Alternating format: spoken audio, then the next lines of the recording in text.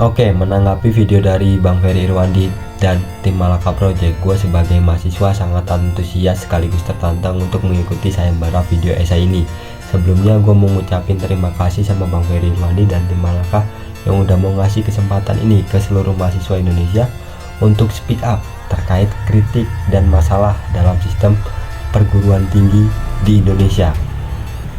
Yang mana ini sangat penting bagi bangsa ini karena seringkali kritik yang dilontarkan oleh mahasiswa di Indonesia jarang bahkan gak pernah didengarkan dan direalisasikan oleh pemangku kebijakan.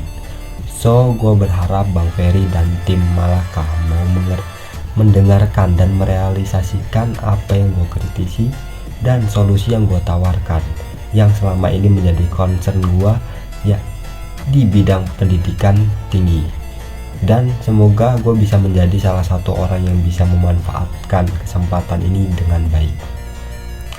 Oke, langsung aja kenalin, nama gue Dodi. Gue adalah mahasiswa program vokasi Politeknik Negeri Malang. Mungkin hanya gue sebagian kecil mahasiswa vokasi yang mau speak up, karena mahasiswa vokasi jarang ada yang mau speak up. Oke, langsung aja ke topik pembahasannya. Jadi pertama-tama gini, gue berangkat dari pertanyaan yang mendasar. Sebenarnya perguruan tinggi di Indonesia ini tujuannya mau mencetak mahasiswa jadi apa dan arahnya kemana sih? Karena sejauh ini nggak ada kejelasan fokusnya ke arah mana. Apa benar mau mencetak lulusan yang siap kerja?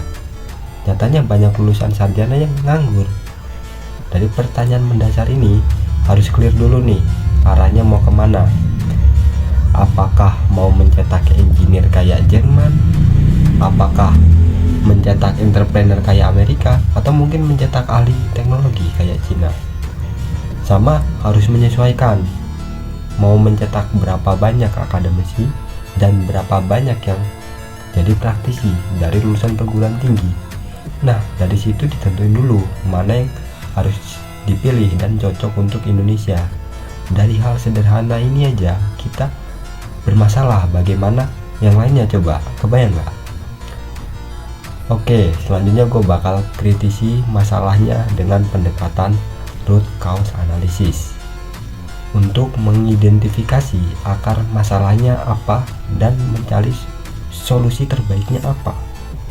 Karena gini, kita kalau mau memperbaiki suatu sistem itu harus cari akar masalahnya dulu.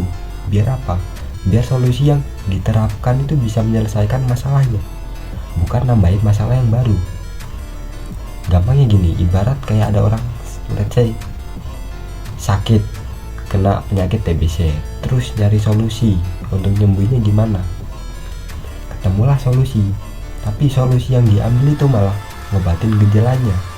Misal gejalanya batuk, mau dikasih obat batuk sebanyak apapun, sesering apapun, nggak akan sembuh, malah lama-lama bisa nambah penyakitnya, bahkan bisa bikin mati karena TBC-nya nggak sembuh-sembuh dan nggak diobati. Makanya ini penting agar kita bisa mencabut akar masalahnya, dan masalah-masalah yang sebenarnya cuma gejala itu bisa hilang dengan sendirinya. Itu loh. Oke, berdasarkan analisis abal-abal gua dan melansir dari beberapa artikel di media, ternyata akar masalah pendidikan tinggi di Indonesia itu bukan kurangnya jumlah perguruan tinggi, tapi diantaranya ada dua. Yang pertama, akses dan kualitas pendidikan yang gak merata. Yang kedua, pendidikan kurang sesuai dengan kebutuhan industri. Oke, langsung aja gua breakdown masalahnya. Yang pertama, berdasarkan data terakhir, Indonesia adalah negara dengan perguruan tinggi terbanyak kedua sedunia dengan jumlah perguruan tinggi sebanyak 3.277, mengalahkan Amerika yang ada di urutan ketiga. Apakah dengan fakta seperti ini kualitas pendidikan kita mengungguli Amerika? Tentu tidak, karena akses dan kualitas pendidikan kita nggak merata. Karena perguruan tinggi di Indonesia banyak, tetapi hanya terpusat di kota besar aja. khususnya di Pulau Jawa. Nah, dari situ aja udah menimbulkan masalah, kesenjangan, dan menciptakan pendidikan yang harusnya inklusif, mudah dijangkau sama seluruh masyarakat Indonesia, malah jadi eksklusif, hanya bisa dijangkau sama segelintir orang tertentu aja. Terkait kualitas, kenapa bisa nggak merata? Ya karena perguruan tinggi di Indonesia masih ada sistem kampus favorit dan kampus nggak favorit. Terus ada yang namanya top PTN lah, top PTS lah, dan lain-lain. Nah, tepat disitulah terjadinya kesenjangan. Jadi, dosen dan mahasiswa yang berkualitas hanya berkumpul di satu tempat, tidak menyebar rata gitu. Yang pintar ya cuman ada di kampus-kampus top aja. Terus solusinya gimana bang? Oke, gue jelasin solusinya.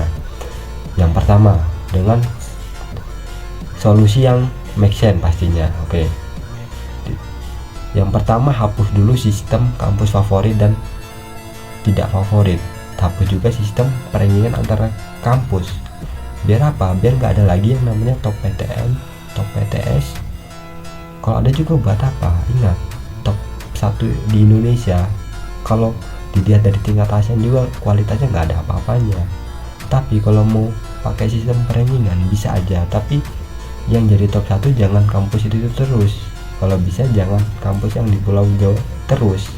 Buatlah yang lebih kompetitif. Buatlah sekali kampus-kampus yang di luar Pulau Jawa bisa merasakan jadi top 1 PTN. Kalau nggak bisa ya buat aja semua kampus itu setara. Kalau mau pendidikan semuanya merata,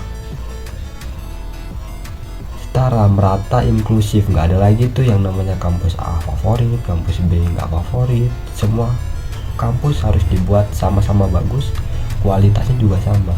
Emang gunanya buat apa kalau dibikin kayak gitu? Jawabannya sesimpel biar calon mahasiswa itu nggak ngejar nama kampus, tapi kuliah dengan jurusannya yang memang sama dengan passionnya. Karena banyak mahasiswa itu yang mindsetnya ngawur. Contoh, jurusan nggak penting, yang penting itu kampusnya harus top PTN biar cepet sukses, gampang diterima kerja dan lain-lain, tanpa dia sadar kapasitas dirinya itu seperti apa, dan itu pengaruhnya panjang gitu. Terus yang kedua, distribusi pengajar profesional juga harus merata. Caranya sederhana. Jadi, bagi pengajar atau dosen yang mau mengajar di daerah atau pelosok itu dikasih insentif atau gaji yang lebih besar. Siapa sih orang yang nggak mau kerja dapat gaji besar? Pasti semua orang juga mau kan? Oke, lanjut masalah yang kedua. Pendidikan kurang sesuai dengan kebutuhan industri.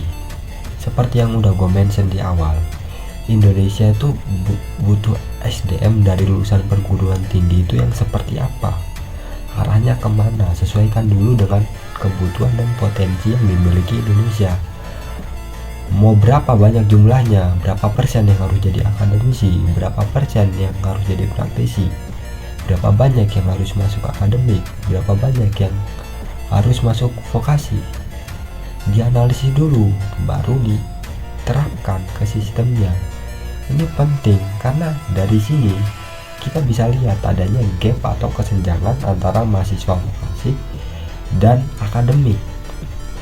Menurut pernyataan Dekan Sekolah Vokasi UGM, Pak Agus Mariono, menyebutkan jumlah mahasiswa vokasi di seluruh Indonesia hanya 8% dari seluruh total mahasiswa Indonesia. Bayangin, cuma 8%. Gila nggak tuh? Idealnya sebuah negara itu rasio perbandingannya nggak sejomplang ini. Kita bisa lihat di negara Jerman, jumlah mahasiswa vokasinya itu 49,5%. Bahkan di Cina jumlah mahasiswa vokasinya itu 50,5% dari seluruh jumlah mahasiswanya. Artinya negara kita ini ekosistemnya masih bermasalah. Akademik dan vokasinya harus sinkron dulu. Tapi gini gua, kalau perguruan tinggi, akademik dan vokasi udah sinkron, dunia industri itu otomatis bakal terintegrasi. dengan baik. Supply and demand pasar tenaga kerja akan membentuk equilibrium. Jadi untuk solusinya, kuota untuk vokasi bisa dibuatkan lebih banyak supaya SDM di Indonesia banyak yang jadi pekerja terampil, high skill. Karena vokasi itu mengajarkan ilmu terapan. Menurut gua kuliah di vokasi itu bisa lebih efisien, dari segi biaya bisa lebih murah, bisa mengatasi solusi dari masalah mahalnya biaya kuliah, lebih disiplin, lebih tepat waktu, lulusnya nggak molor. Ya Bang Ferry tahu sendirilah lingkungan vokasi kayak gimana, kan lulusan STAN yang juga vokasi. Kadang mahasiswa itu nggak mikirin budget untuk pendidikannya. Buat apa kuliah kalau budgetnya cuman cukup buat bayar kuliah aja, tapi budget untuk pengembangan dirinya nggak ada. Terus budget untuk mengambil sertifikasi kompetensinya juga nggak ada. Karena setelah lulus itu nggak bisa cuma ngandelin gelar aja, lu juga harus ngambil sertifikasi, dan itu nggak murah. Jadi gini, ini kritik keras gua untuk mahasiswa, dengerin ya. Jadi untuk mahasiswa di luaran sana, daripada lu kuliah ngejar gengsi, kuliah di kampus yang mahal tapi budget lu cuma cukup buat bayar kuliahnya aja, mending lu cari opsi kampus lain yang biayanya lebih murah, terjangkau, tapi tetap bagus. Terus sisa budgetnya itu, sisa duit lu bisa lu pakai buat ngembangin diri lu selama berkuliah. Bisa lu ikut kegiatan kampus kayak organisasi, pelatihan, wirausaha, lomba, sertifikasi, dan lain-lain, kan banyak. Itu dampaknya lebih gede daripada lu kuliah cuman sekedar buat ngejar titel sarjana atau diploma doang di kampus yang top, yang biaya kuliahnya selangit, kecuali kalau orang tua lu konglo nggak apa-apa. Nah, ini sekaligus menjadi jawaban kenapa mahasiswa di Indonesia banyak yang nggak terampil, low skill. Dan untuk Bang Ferry dan tim Malaka Project, gua mau bikin kampus, pesan gue cuman jangan cuman buka program akademik aja, tapi juga buka program vokasinya. Kalau memang Bang Ferry benar-benar mau mengambil langkah revolusi yang artinya pengen perubahan yang cepat dan radikal, gue bisa menawarkan solusi yang udah gue uraikan. Tapi kalau nggak berani, ya udahlah, kita ambil langkah evolusi aja, lambat, bertahap, dan jangka panjang. Dan gue udah siapin solusinya kalau mau, dan gue terbuka untuk diskusi lanjutan. Mungkin sekian yang bisa gue sampaikan. Terima kasih yang udah mau nonton video ini. Jika ada salah kata maupun perbuatan, gue minta maaf. Semoga apa yang gue sampaikan bisa bermanfaat bagi kita semua. Terima kasih.